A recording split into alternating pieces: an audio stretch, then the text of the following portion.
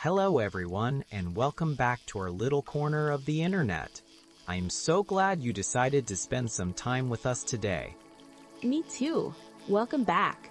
I hope you are feeling comfortable wherever you are. Maybe you have a cup of tea, or maybe you are out for a walk.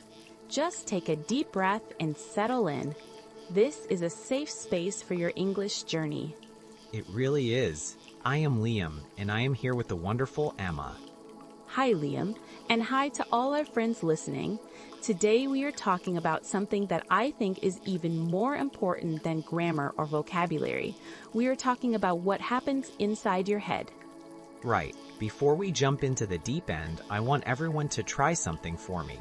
Close your eyes for just a second, unless you are driving, of course. If you are driving, please keep your eyes on the road. Good advice, Liam. We want you safe. But if you can just picture this, imagine you are walking into a room full of people. You have to speak English. Do you feel a heavy weight in your stomach, or do you feel a little spark of excitement? That is a great question. Most people feel that heavy weight, that feeling of, oh no, what if I make a mistake? Today we want to help you change that weight into a spark. We're talking about how to think positively in English. But first, we have to do a little bit of housekeeping. We love having you here, and if you want to make sure you never miss an episode, please hit that subscribe button. It really helps the show grow. And we have a little challenge for you. Go to the comments or send us a message and fill in this sentence. Today, I am proud of myself in English because just one small thing. I love that. I will start. Today, I am proud of myself because I used a new idiom in a text message. It felt great. See, it is the small wins. But Liam, I have to be honest with you. I was not always this positive, especially when I was learning my second language. Oh, really? You always seem so confident. Not at all. I remember living in Spain a few years ago. I went into a bakery to buy some bread. Simple, right? Sounds simple, but I know there is a but coming. There is. I practiced the sentence in my head 20 times. I walked in and the baker looked at me and said something very fast. I froze. My brain just stopped working. I walked out without any bread and I literally stood on the sidewalk and told myself, Emma, you are so stupid. You will never learn this. Oh, Emma, that is so harsh, but I think so many people know exactly how that feels. That mean voice in your head. It was awful. I felt so discouraged. But then I realized that the way I was talking to myself was actually making it harder to learn. My brain was so busy being sad that it did not have room for new words. That is exactly what we are diving into today. How to shift that perspective. Shift perspective means to change the way you look at a situation. Exactly. Instead of looking at the wall, you look at the door. So Liam, where do we start? I think we start with the internal critic. You know that voice you just mentioned, the bully in your brain. We all have one. It is like a tiny person sitting on your shoulder, pointing out every little grammar mistake. Right, and the thing is, we would never talk to a friend like that. If a friend made a mistake in English, you would say, hey, no worries, I understood you. But to ourselves, we say, you are a failure. It is crazy. So the first step is to recognize that voice and then we'll fire it. Fire the bully. I like that. We need to hire an internal coach instead. A coach does not say you are perfect. A coach says, okay, that was a mistake. But look how much better you are doing than last month.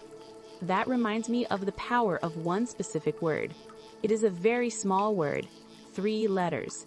Yet. Ah yes, yet is a magic word for English learners. It really is. Instead of saying, I do not understand the conditional tense, you say, I do not understand the conditional tense yet. It changes the whole vibe. Vibe is a slang word we use for the feeling or atmosphere of something. Right, the vibe goes from a dead end to a path. I am not a fluent speaker. Yet. I cannot understand this podcast without subtitles. Yet. It gives you permission to be a work in progress. And we are all a work in progress, Emma. Even us. Especially us. Now, Liam, you mentioned something earlier about a gratitude journal. How does that work for English? Well, most people use a gratitude journal for their life. Like, I am thankful for my coffee, or I am thankful for the sunshine. Which is great. Gratitude means the quality of being thankful. It is a very powerful emotion. It is, but if you apply it to English, it changes your focus. Instead of writing down what you missed or what you forgot, you write down 3 wins from your day in English. Can they be small wins? Because some days I feel like I did nothing. Oh, absolutely. They should be small. One could be, I understood a joke on a TV show, or I remembered how to say apple without looking it up, or even, I listened to 10 minutes of a podcast today. I love that, because our brains are naturally wired to look for problems. It is an old survival instinct. We look for the tiger in the bushes. But there are no tigers in English class, Emma. Only irregular verbs. Haha, and sometimes those feel like tigers. But when you write down your wins, you train your brain to look for the good things.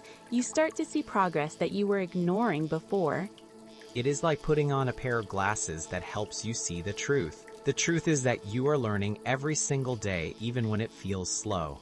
That brings me to another big point: reframing mistakes. To reframe, that is a good one. It means to look at the same picture but change the frame around it. Exactly. Imagine a mistake is like a red dot on a white wall. You can focus only on the dot and say the wall is ruined. Or you can reframe it and say, oh, that red dot shows me exactly where I need to paint a little more. I once heard a teacher say that mistakes are just data. They are information. If you say, I goes to the store, you have just received valuable data that you need to check the third person singular. It is not a moral failure. It is just a signpost. It says, hey, look over here for a second. I think people get so embarrassed. I know I do. I remember when I was learning French, I tried to say I am full after a meal, but I used a word that meant I am pregnant. Oh no, Liam, that is a classic. It was so embarrassing. Everyone laughed. But if I stay in that embarrassment, I will never speak French again. I had to reframe it. I had to say, okay, now I have a funny story and I will never, ever forget that word again. That is the perfect way to look at it. You turned a moment of shame into a moment of connection and learning. That is optimism in action. Optimism. That is a big word. It means having hope and confidence about the future. And it is a choice. It is not something you are born with. You have to practice optimism like you practice your scales on a piano. So, how do we practice it when we feel overwhelmed? Overwhelmed is when you feel like you have too much to handle and you just want to quit. When I feel overwhelmed, I use affirmations. Now, some people think affirmations are a bit cheesy or silly. An affirmation is a positive statement that you repeat to yourself to build confidence, like saying I am a capable learner. Right. And if you say, I am the best English speaker in the world, your brain might say no, you are not. You are lying. Exactly. Your brain is smart. It knows when you are telling a fairy tale. So I like to use bridge affirmations. These are statements that are true but positive. Give me an example. Instead of saying I am fluent, which might feel like a lie, you say I am becoming more fluent every day. Or I am a person who is brave enough to try a new language. I really like that second one, being brave, because it is brave. It is really scary to speak a language you don't fully know.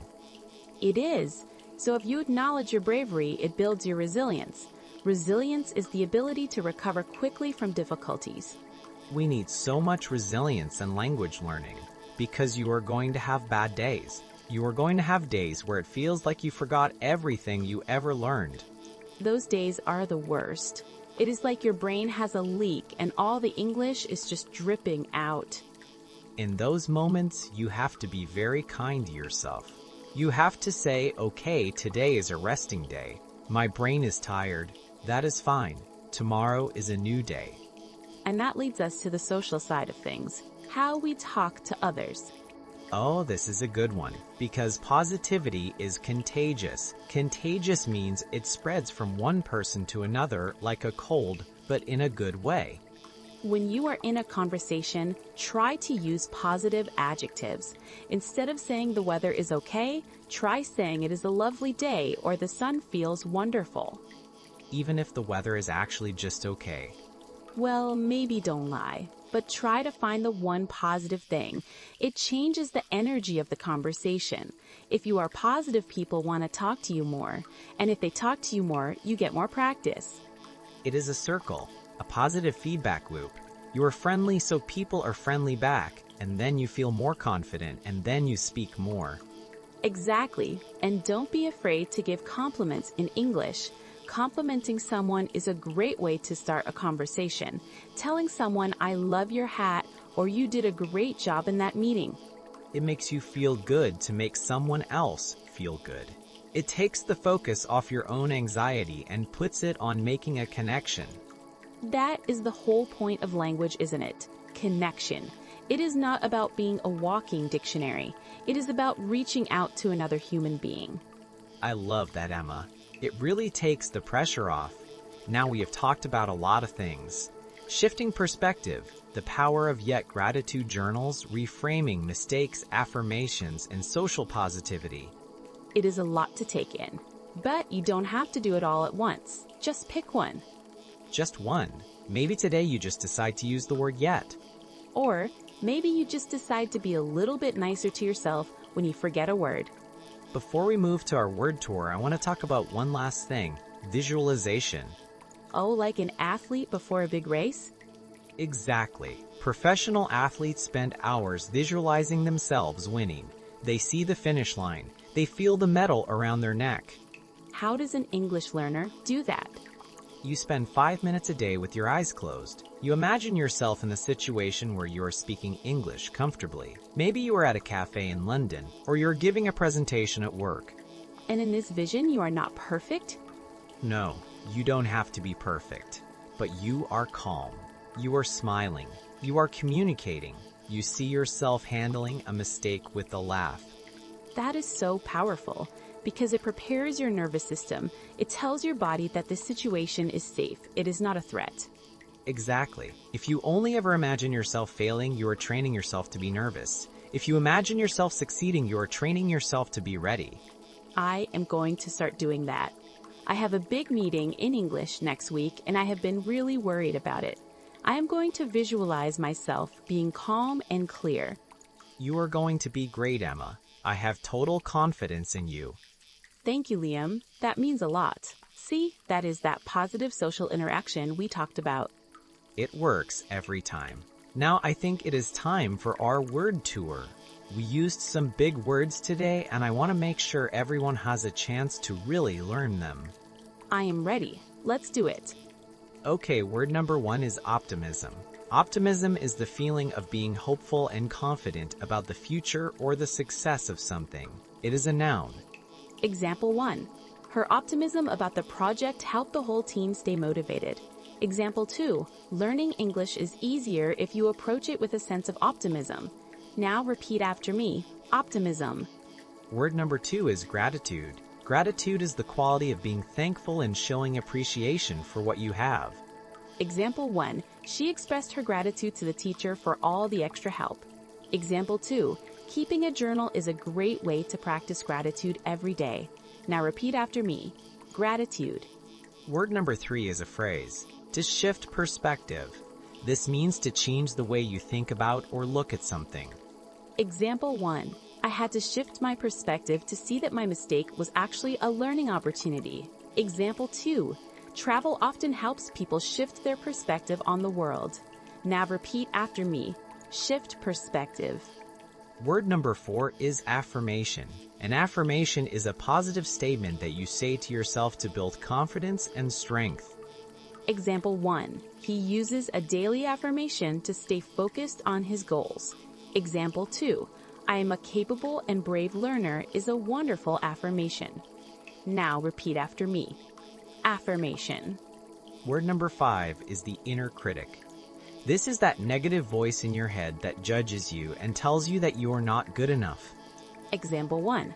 I have to tell my inner critic to be quiet when I am trying to speak English. Example 2.